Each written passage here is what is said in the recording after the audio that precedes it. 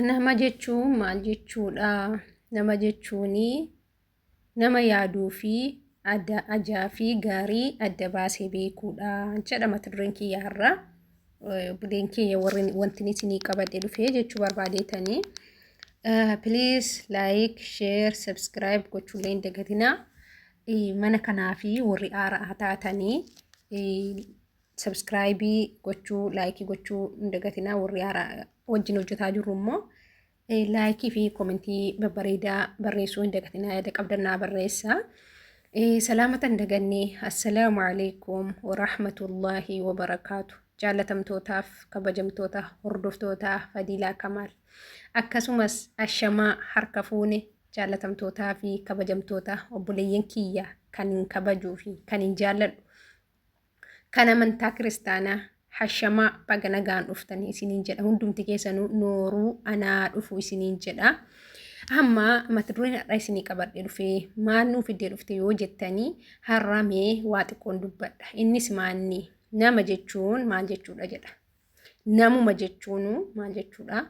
Nama jechuuni nama yaaduu fi ajaa fi gaarii adda baasee beekuudha.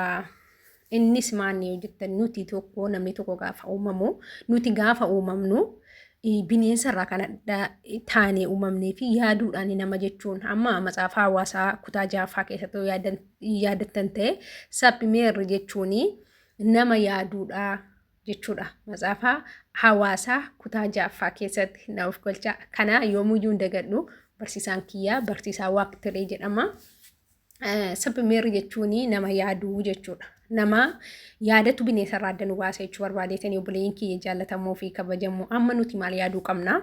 Nuti dhugaa shamarranii yeroo jedhamnu shamarranii waan baay'eedha bakka hedduutti baati. Shamarran haadha wilamaatii, haadha doktoraatii, haadha waan hundaatiin nu shamarran haadha barsiisaatii, haadha wantu akkuma amantaa keenyaatiin haadha waan hundaati jechuudha. Kanaafuu nuti shamarran maal gochuu qabna? Dhiirrilee maal gochuu qaba? Dhiirris gahee mataasaa qaba, shamarranis gahee mataasii qabdi. Akkuma bakka jirrutti akkuma amantaa keenyaatti gahee qabna.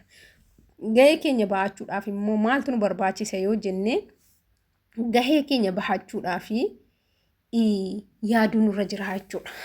Dura buunee yaaduu qabna. Amma nuti biyya namaa keessaa bahuudhaaf tattaafannee keessa bahuudhaaf maaltu nurraa eegama yoo jettanii yaaduutu nurraa eegama. Karoorfatuutu nurraa eegama. Yoo ati sammuu qabaattee yaadde amma akkuma dura isinii kaasee yaadatu bineensa irraa adda nu baase yookaan beelladoota irraa adda nu baase. Amma masalan beelladoonni waa hin beekani. Akkuma beellada ta'anitti nuti immoo isa kamta jaadhaa, isa kamtu gaariidha, karaa kamtuun baasaa, karaa kamtuun baasullee ni beeyna jechuudha. Kanaaf obboleeyyan kiyyaa kaasata warri biyya namaa jirru asitti umurii keenya hedduu nutti deemee jira. Dhugaa dubbachuu tokkoon keenyaan obbeeyna. Kan ilmoo qabu jira, kan ilmoo qabne jira, kan tokko qabu jira, kan lama qabu jira, kan immoo cirumaan yoo hin qabnetu jira jechuudha.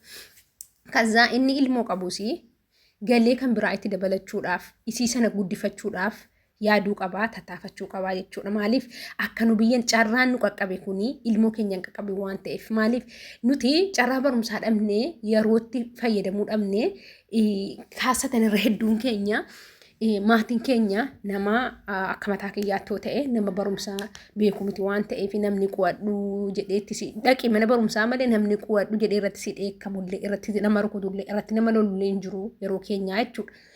Nuti immoo yeroo keenyatti amantaa ijoollee keenya akka kiristaanumaatti amantaasaa akka islaamaatti amantaasaa barsiisaa barumsatti yoo dhayne yeroodhaan gallee kan hafe rabbi nuu kenna rabbi keenya kadhataa kan biraa yaa rabbi nuu kenna jedha kan qabnu guddifannee hedduu tokko bareedaadha jechuudha. Maaliif mustaabala ijoollee keenyaa gara fillafiitti yaaduudhaaf itti aansuudhaan immoo yaaduu jechuun masalanii nam tokko hadhaa ilmoon qabu waggaa yookaan abbaa manaa qaba waggaa hedduu biyya namaa taa'e hiichi yoo mangalee ilmoo argadha jedhee yaaduu qaba. Maaliif ilmoonii minaanollee keessaati jedhe Abdurrahmaan Huseen ilmoonii yoo ilmoo qabaatte qabeenyi hundinuu sitti tola. maalii fi hojiitti qabeenyi kan keeshuu faayidaa tokkoon qabuun inni hojjennu ilmoo hin qabne hama masananii rabbi naa kennee raanaa ilmoo tokko ilmoo durbaa tokko wallaahi yeroo hedduu kan kadhadhu yaa rabbi ilmoo lakkuu naa kenni gaafa biyya galee maalii fi ilmooni utubaadha bor yoo rabbi ilmoo gaarii ishee taasisee utubdi gaafati dulloomtee gaafa umuriin kee guddummaa qaqqabee akka haadhaati miti nuti borii hin dulloomnaa hin duuna namni tokko laazimii gaafa dhalatu anu akka kaleessaati miti kaleessa akka har'aati miti ammas akka boris kan addaati guyyaa addaatu jira waan ta'eef nuti dura buune yaaduu qabnaa yaaduun immoo ajaaf gaarii adda baafachuudha. Nama yaadu jechuun amma akka amantaa keenyaatti waa adda baafachuu jechuudha. Tamayyizuu jedhama ajaa fi gaarii adda baafachuu akka amantaa musliimaatti shuruutu salaataa keessatti jechuudha. Jechuun nama amantaa kamuu akkuma isaatti ajaaf gaarii adda baafachuu qaba. Maaliif tamayyizuu kana ta'uu qabna? Maaliif isa kamtu gaariidha isa kamta jaadha? Nuti amma itti fufnee hojjenne numa hojjenna boris numa hojjenna iftaanis numa hojjenna tokkollee inni guutaan jiru. Maaliif duuniyaanii kudhaniin guuttuu jedhan innis akka mammaaksa ta'ee akka amantaa ta'e garuu hin beeku duuniyaa yoomiyyuu kudhaniin guuttu sagalumaa nuti inuma hojjenna birriin keenya gaafa ji'a gahee hin jiru inuma hojjenna birriin keenya gaafa ji'a gahee hin jiru inuma hojjenna birriin keenya gaafa ji'a hin jiru garuu ana qofa ta'e nama biraa ta'e hunda ta'e hin beeku maaliifi isiniin jedhe amma birrii kanatu man hojjenna jennu wantuma tokko hin hojjennaa malee guyyaatti fayyadamnu beenu yookiin ilmoo qabaanne ilmoo keenyatti nuun darbu yookiin nuti yookaanitu biyya namaa jiru duunee bannaa waggaa meeqa biyya namaa teenya dhugaa ituu ilmoo qabaattee ilmoo dhiiraasa ta'uu dubartiisa ta'uu si dhaalti.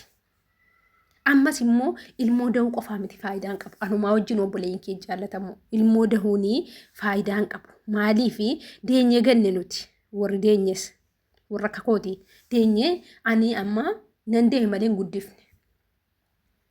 Kanaa guddisee rabbii gaditti haadha kiyya. Rabbii gaditti haadha kiyya. Haadha kiyya immoo umurii isiin dheeratee nama galee haadha kiyya kaddamatee miila isii dhiqee mataa isii keessa dhungatee isii kaddamatee yoo duuti gee qadaan nuti dhufte anallee haa ta'u isiillee haa ta'u inni duutiin oolu waan ta'eef rabbiin ituu an biyya kana jiru haadha kan kolarraa fudhate. Dhugaa haati kootuun biyya kana jiru du'aayinaa godhaasinillee maaliif haadha jechuun wallaahi akka kiyyatti akka mataa kiyyaatti shaamaadha. Shamarran biyya Arabaa shaamaadha jedhe gizee tokko maan inni tokko maqaa isaa Abdusee namantii Abdusee Sarbiyaa jedhamu sana garuu anaaf haati kan kiyya shaamaa kiyya. Shaamaa kiyya maaliif jennaani andee dhala koo na deessee na guddiftee ji'a sagalatti garaatti na baattee kaateetti darbitee dhala kiyya naa guddisaatti rabbii umurii siif dheerisuudha du'aa naa godha asumaanu. Kanaaf wanti nu yaaduu qabnu warri haadha keenyatti kenninee dhufne wayiim haadha abbaa kamanaa keenyaatti kenninee dhufne ilmaan keenya dafnee itti gallee barsiifachuudha. Akka carraan nu qunname kun isiin qunnamni gochuu qabna nuti. Kanaafuu yaaduudha namni nama jechuun maal jechuudha nama yaaduu. Nuti amma karoora baafannee waan hojjennu irratti akka ijoollee keenya gallee kunuunfan akka illee waan hojjetaa kanatti gallee milkoomne dafnee hojii yoo yuutubara keenya irraa fayyadamnes yoo maallaqa hojjetaa kanaan gallee biizinesa walitti illee yookaan dirijitiidhaan hojjechuu ta'es dirqama waan tokko murteeffachuu qabna. Maaliif nuti amma yookaan waan murteeffanne ammas bor biyya namaatti deebi'annee kaana. Kanaafuu dura buunee yaaduudhaa fi ajaaf gaarii adda baafachuu. Ajaa jechuun silas waanuma fokkataa yookaan waan amala namaa kanarraa ajaanuu jiraate amalummaa keenya sana dhiisu.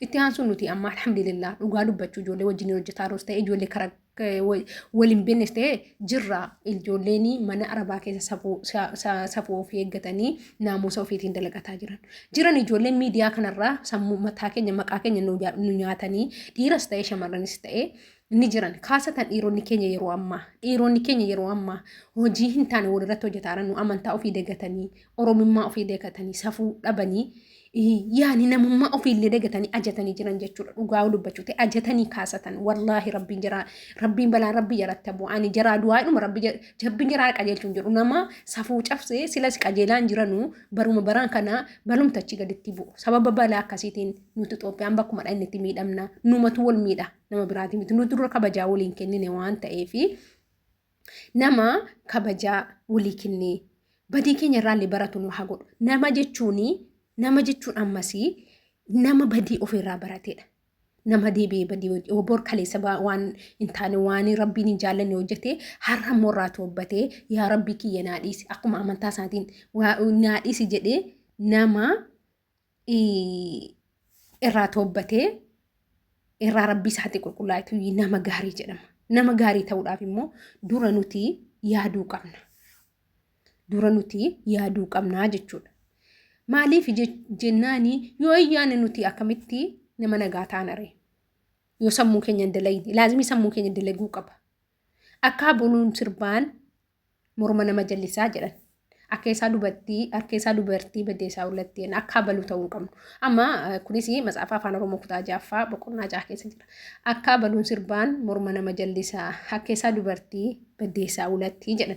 Kanaafuu akka namaa sana sirbina jechuu dhiibne nuti ofii keenya wal gorsinee wal qajeelfannee yoo badii irra jiraanne badii keenya irra ofii waleeynee jiraachuun dirqama.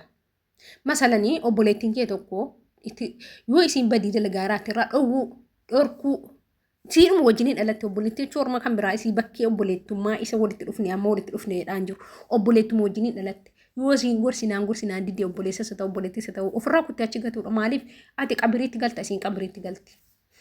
Laazimii nam tokko badii ofirraa barachuudha. Badii ofirraa beekuudha yookaan ammas immoo yaaduudha. Nama jechuun maal jechuudha hojjettanii maal jechuudha nama yaaduu fi nama jechuun nama yaaduu fi nama ajaaf gaarii adda baasee beekuudha jechuudha. Kanaaf obboleeyyan kee jaallatamu nuti warri kaasatan hojii kana hojjetan irratti wal jabeessinee irratti wal gorsinee irratti akka biyya keenya ilmoo keenyatti deebinee ilmoo arganne kan immoo abbaa manaa hin qabne dheerume ilmoo argate kan immoo abbaa manaa qabu kan ilmoo hin qabne waggaa meeqa biyya kana keessa kan jiru galee ilmoo argate. Maaliif qabeenya keenya namni dhaalu jiru biliyaarii warra isiin dhumti qabeenyootti hojjetamte malee. Kanaafuu isii qabnu gallee kunuunfannee haadhaaf abbaa keenya qanii tokko of namni haataniif abbaan isaa adoonyaa irra jiru namni jiru immoo rabbi rahmataa godhuuf. Maaliif yoo qanii aara galfachiiftee mataa jaraa keessa dhungattee kabajjee jette duuniyaa caalu isa waa tokko numa hojjenna waggaa kanaas hin hojjenna waggaa darbees immoo hojjenna jijjiiramni tokko hin jiru. Jijjiiramni hanga jiraatus parsantii 100 keessaa parsantii 5 jijjiiramti baqeedha. Jijjiiramni jechuun taa'eetu hin taane akka nu yaadne sana nuuf hin ta'u. Maaliif silaa duuniyaan 10 guutuu siniin jedhee jira akka nu yaadne sana nuuf hin ta'u. Garuu hanga tokko adda maatii kee gargaarte sinuma gargaarte. Garuu boris iftaanis ati gargaaruu hin dandeessu. Maaliif hin galta? Akkaasii kanaa miti jiruun abbaa kiyya gizee tokko maannaan jedhee viidiyoo kiyya dhumarra sinii gaheera. Birrii wayi namaa naa liqeessaa naani hin liqii maaliif lammata birrii lamaa liqeessinaan kenninaan hin jedhin jedhan barbaadachiin kenniif. Ati jaalmoo godhan namni ati rakkina keessaa nama baasuu hin dandeessu kun rakkataa jedhan. Asii birriin liqeessi yaadtee namaa boru lolchiisinii jedhan. Anis nan rakkadheef taane rakkadheen jedhan namni hojjete rakkina keessaa bahaa jedhan. Dhugaa yoo hojjenne rakkina keessaa bahan.